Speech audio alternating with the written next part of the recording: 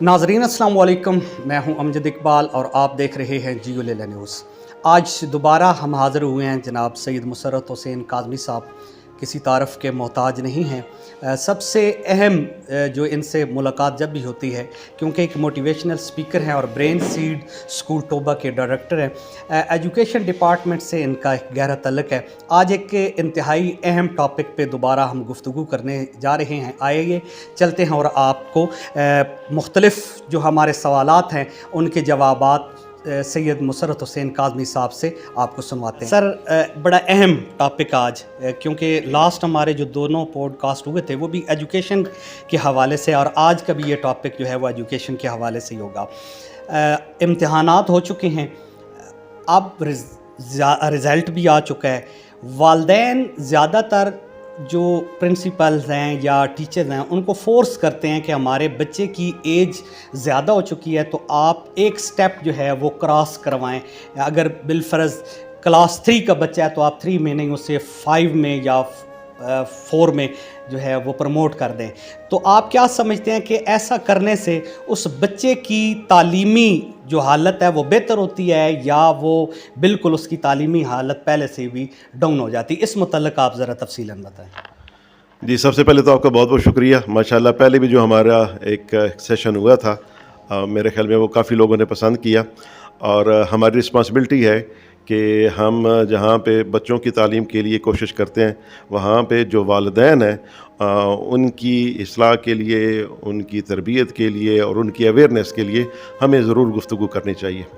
जहाँ तक आपका सवाल है वो बहुत ही अहम सवाल है कि अमूमन लोगों की ये ख्वाहिश होती है कि जो बच्चा है वो मसलन अगर क्लास 2 में है तो वो जंप करके क्लास 4 में पहुँच जाए, या 4 में है तो 5 छोड़ दें तो क्लास 6 में वो जंप करके चला जाए। तो यहाँ पे 2-3 चीज़ों को हमें देखना पड़ेगा। पहली बात तो ये है कि उनके पास एक ही रीज़न होती है कि जी इसकी एज जो है, जैसे अभी आपने फरमाया कि उसकी एज ज़्यादा हो रही है तो इसलिए हम इसको आगे जंप करवा रहे हैं। तो मेरे ख्याल में हमें सबको एक सवाल ज़रूर उठाना चाहिए, ख़ुसूसन जितने भी स्कूल्स ऑनर्स हैं या स्कूल एडमिनिस्ट्रेशन है ख़ुसूसी तौर पे, कि क्या ऐसे करने से बच्चे की क्वालिटी ऑफ जो एजुकेशन है वो मुतासर तो नहीं होगी।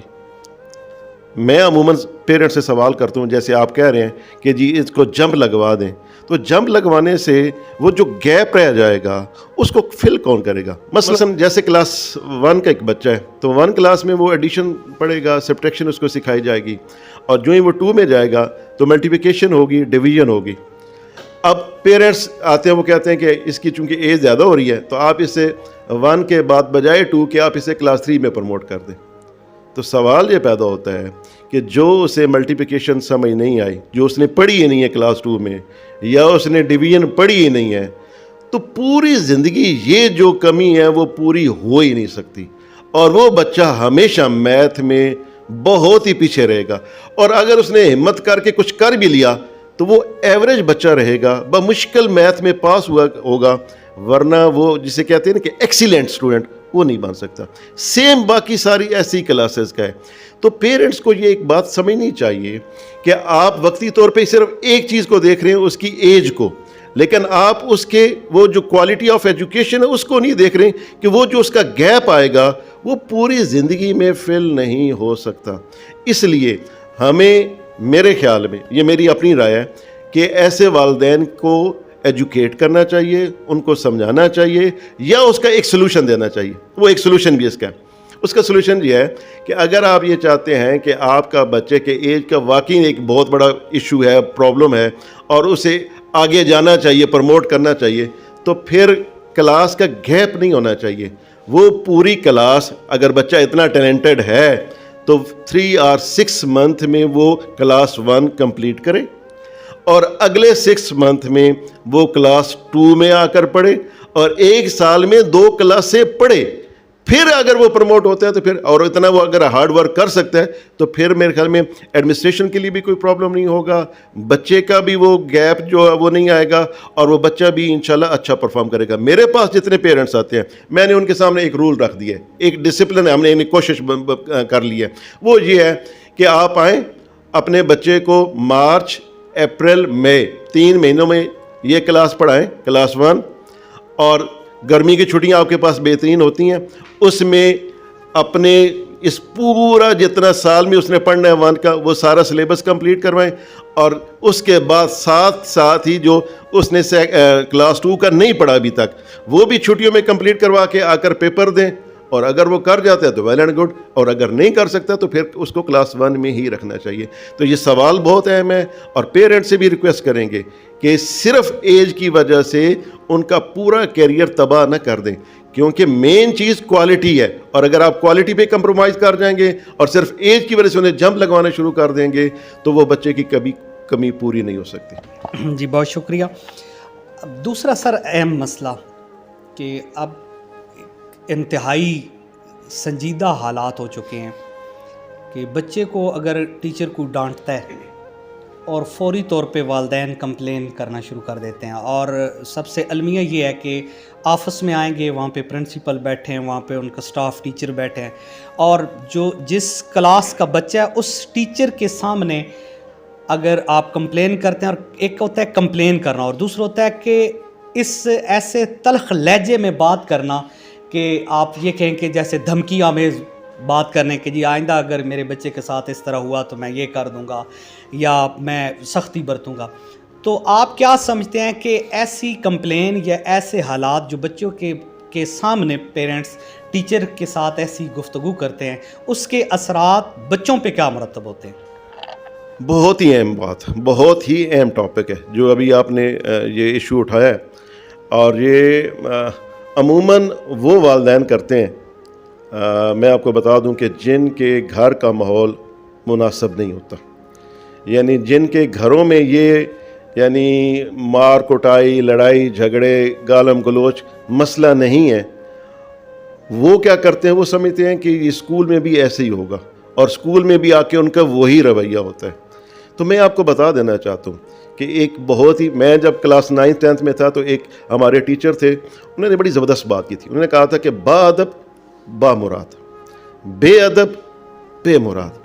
اگر آپ اپنے والدین کی رسپیکٹ نہیں کریں گے اور اگر آپ اپنے ٹیچرز کی رسپیکٹ نہیں کریں گے, ٹیچر بھی روحانی والدین کے درجہ رکھتے ہیں, ہم کہتے تو ہیں لیکن یہ درجہ دینا پڑے گا, اور یہ اگر درجہ نہیں دیں گے اور اسی طریقے سے آپ کسی ایک بات پہ آ کر ٹیچرز کو ٹیز کرنا یا ان کو دھمکانا وغیرہ شروع کر دیں گے تو میں سمجھتا ہوں وقتی طور پہ تو آپ اپنی بڑھاس نکال رہے ہوں گے, لیکن آپ اپنے بچے کو خود سر بنا رہے ہیں, اور بچوں کے سامنے اگر آپ ایسی حرکت کریں گے تو آپ یقین کریں کہ کل یہی بچے آپ کے سامنے, میں والدین سے مخاطب ہوں, کہ آپ کے سامنے بھی یہی جرأت کریں گے کہ اگر والدہ ڈانٹے گی تو باپ سے کہیں گے کہ میرے سامنے اس کو پھینٹی لگاؤ, اور اگر بعض اوقات ایسے بھی ہو جائے گا کہ اگر والد نے کچھ بات سمجھانے کی کوشش کرے گا تو وہ اپنے ماموں کو یا اپنی ماں سے یا کسی اور سے کہے گا کہ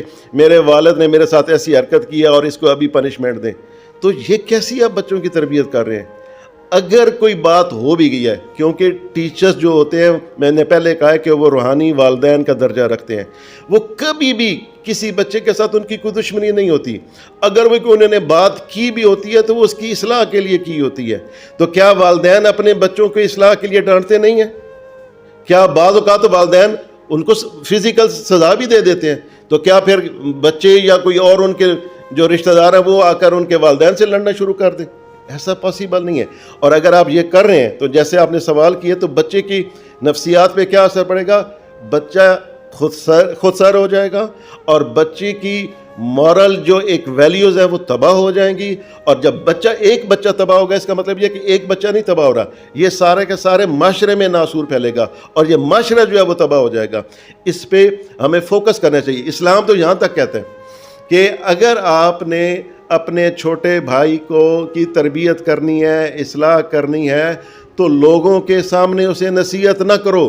اگر آپ نے لوگوں کے سامنے اسے نصیحت کی تو آپ نے نصیحت نہیں کی بلکہ اس کی انسلٹ کی. یعنی اسلام یہاں تک کہہ رہا ہے کہ آپ نے اگر نصیحت کرنی ہے وہ بھی علیحدگی میں کرنی ہے. تو یہ کون سی بات ہے کہ بچے کے سامنے ایک ٹیچرز کو آپ ڈانٹنا شروع کر دیں یا ٹیچر کی عزت نفس پہ عمل کرنا شروع کر دیں؟ اس سے معاشرہ تباہ ہو جائے گا. جی سر، بہت شکریہ. بڑی تفصیلاً آپ نے سے پہ سیر حاصل گفتگو ہو چکی ہے. آخری سوال آپ سے کروں گا. دونوں سوال کو ہم یکجا کرتے ہیں. پہلا سوال یہ تھا کہ بچے کو جمپ کروانا اور ایک سٹیپ جو والدین کہتے ہیں کہ جی ایج زیادہ ہوگی ہے. دوسرا ہمارا سوال تھا جو جن لوگوں نے ہمیں دوبارہ جوائن کیا ہے، یہ اس لیے ریپیٹ کر رہے ہیں کہ بچے کے سامنے آپ اگر کوئی کمپلین ہے تو ٹیچر بلکہ بچے کو آپ کلاس میں بھیجیں، علیحدگی میں اگر کوئی ہے شکایت تو آپ علیحدگی میں کہیں. میرا آپ سے سوال یہ ہے کہ بچے کے قریب یا والدین ہیں اور اس کے بعد سب سے قریب اس کے ٹیچر ہوتے ہیں. دونوں یہ سمجھتے ہیں کہ بچے کا بہتر مستقبل ہو اور اساتذہ بھی چاہتے ہیں کہ بچہ زندگی کی دوڑ میں کامیاب ہو. تو آپ کیا سمجھتے ہیں کہ اگر والدین ٹیچر کی رائے کا احترام کریں، ٹیچر کے مشورے سے بچے کے مستقبل کا اگر وہ فیصلہ کریں، تو کیا اس کے اچھے اثرات مرتب ہوتے ہیں، یا والدین کو بچے کے اوپر آپ کہیں کہ اضافی بوجھ جو اپنا وہ ذاتی رائے سمجھتے ہیں اسی پہ اگر وہ اس راستے پہ اسے گامزن کر دیتے ہیں تو کیا اس بچے پہ نقصانات ہوتے ہیں؟ جی بہت اہم کوشچن ہے یہ بھی. اچھا میرا ایک سوال ہے یہاں پہ. سوال یہ ہوتا ہے کہ اگر خدا نخواستہ ہم بیمار ہو جائیں تو ہمیں کس کے پاس جانا چاہیے؟ ڈاکٹر کے پاس جانا چاہیے. اور اگر ہم یہ کہیں کہ ڈاکٹر کے پاس جا کر کہیں کہ ڈاکٹر صاحب مجھے بخار ہے، میری صحت خراب ہے، آپ پلیز مجھے پیناڈول بھی لکھ دیں، یہ بھی سرپ لکھ دیں، یہ بھی لکھ دیں، یہ بھی لکھ دیں، اور اس کے بعد میں ٹھیک ہو جاؤں گا. تو میرا سوال یہ ہے کہ اسے ڈاکٹر کے پاس جانے کی ضرورت کیا تھی؟ اگر یہ سارا کچھ خود ہی کرنا ہے تو پھر اسپیشلسٹ کے پاس جانے کی تو ضرورت نہیں ہوتی. اور یہ بھی حتماً بات ہے کہ وہ جو خود فیصلہ کر رہا ہے وہ ٹوٹلی رانگ کر رہا ہے، غلط کر رہا ہے. اسے پتہ ہی نہیں ہے نا، اسے تو پتہ نہیں ہے کہ اگر یہ جو میڈیسن میں لے رہا ہوں اس کے کیا فوائد ہیں، کیا نقصانات ہیں، دو میڈیسن ملا کے کیا اس کا ریئیکشن ہوتا ہے، یہ تو اس کو پتہ نہیں ہے. اس لیے وہ کیا کہتے ہیں، جو ڈاکٹر کہتا ہے جیسے کہتا ہے وہ منوان وہ اس پہ عمل کرتے ہیں. یہ تو ہو گیا جسمانی بیماری. اور جو ٹیچر ہوتا ہے نا وہ آپ کی روحانی بیماریوں کا علاج کر رہا ہوتا ہے. اور جب آپ اس کے پاس جاتے ہیں اس کی تربیت وہ آپ کے کر رہا ہوتا ہے. جب خصوصاً میں پیرنٹس سے یہ بات کروں، جب آپ اس کے پاس جاتے ہیں تو عموماً ہوتا کیا ہے کہ آپ سکولز والوں کو ڈکٹیٹ کرنا شروع کرتے ہیں کہ جی بس یہ ایسے کر دیں، یہ ایسے کر دیں، اس کو ایسے پڑھا دیں، یہ صحیح نہیں پڑھا رہا، یہ ہو رہا ہے، وہ ہو رہا ہے، وہ ہو رہا ہے. اور بھیا اگر آپ اتنے کمپیٹنٹ ہوتے تو پھر تو پہلی بات ہے کہ کسی اسکول کی ضرورت نہیں ہونی تھی، کسی انسٹیٹیوٹ کی ضرورت نہیں ہونی تھی. جو اسپیشلسٹ ہے آپ جب اس کے پاس آتے ہیں تو اس کی بات کو سنیں اور اس پہ عمل کریں گے تو آپ کا بہت زیادہ ایڈوانٹیج ہوگا. ورنہ وہی صورتحال ہوگی کہ جیسے اگر آپ بیمار ہیں اور اپنی مرضی سے آپ نے میڈیسن کھانا شروع کر دی تو اس کا علاج لا علاج آپ ہو جائیں گے. سیم ایسے ہی ہوگا کہ اگر آپ نے بچے کی تربیت کے چونکہ ایکسپرٹ ٹیچرز ہیں، خدا نے انہیں یہ صلاحیت دی ہے اور خدا نے یہ انہیں عہدہ دیا ہوا ہے، تو آپ اس کی باتوں پہ عمل کریں گے تو آپ کے بچے کا مستقبل سنورے گا.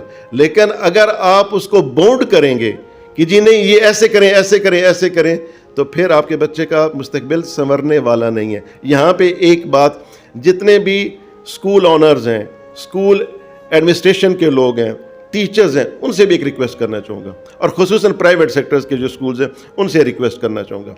عموماً ہوتا یہ ہے کہ جو اسکول آنرز ہیں ہم وہ والدین کے پیچھے چل رہے ہوتے ہیں. ہم یہ سمجھ رہے ہوتے ہیں کہ والدین کی جو خوشی ہے وہ سب سے اہم ہے، والدین خوش ہوں گے تو ہمارا سسٹم چلے گا. یہ ٹوٹلی رانگ ہے. والدین کو اسکول کی ایڈمنسٹریشن کے پیچھے چلنا چاہیے. ایجوکیشن کو ہم سمجھتے ہیں، پیرنٹس نہیں سمجھتے، اس لیے وہ بچے ہمارے حوالے کر رہے ہیں. جب ہمارے حوالے کر رہے ہیں تو آپ نے وہ کام کرنا ہے جو بچوں کے لیے بہتر ہے. بعض اوقات والدین یعنی سادگی میں بعض ایسی باتیں کر جاتے ہیں، تو ہمارا کام یہ ہے کہ ان کو ایجوکیٹ کریں، ان کو پراپر طریقے سے گائیڈ لائن دیں اور ان کو بتائیں کہ نہیں یہ آپ کے بچے کے لیے مناسب نہیں ہے. جو ہم آپ کو مشورہ دے رہے ہیں اس پہ عمل کریں گے تو انشاءاللہ اس کو اللہ تعالیٰ کامیاب کرے گا. بہت شکریہ. ناظرین، زندگی کا بہترین سرمایہ آپ کی اولاد ہے، اس پہ انویسٹمنٹ کریں، اور انویسٹمنٹ کرنے کا بہترین طریقہ ہے کہ ان کے اساتذہ سے آپ رابطہ کریں اور ان کے مشورے کے ساتھ اپنے بچے کے مستقبل کا فیصلہ کریں. انشاءاللہ بہت جلد ایک نئے ٹاپک کے ساتھ حاضر ہوں گے. امجد اقبال اور سید مسرت حسین کاظمی صاحب کو اجازت دیجیے. اللہ حافظ.